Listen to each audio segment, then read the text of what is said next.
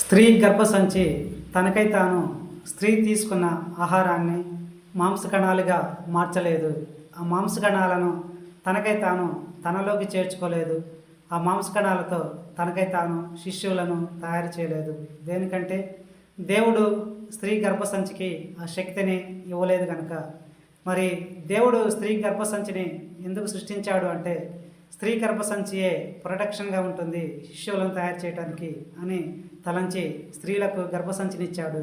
ఆ గర్భసంచిని ఉంచి దేవుడే తన రెండు చేతులను ఆ గర్భసంచిలో ఉంచి స్త్రీ తీసుకున్న ఆహారాన్ని మాంసకణాలుగా చేర్చి తయారు చేసి ఆ మాంసకణాలను స్త్రీ గర్భసంచిలోకి తీసుకొని ఆ మాంసకణాలను తన రెండు చేతులతో తీసుకొని తనకుండా అద్భుత శక్తితో శిష్యులను తయారు చేస్తూ ఉంటున్నాడు.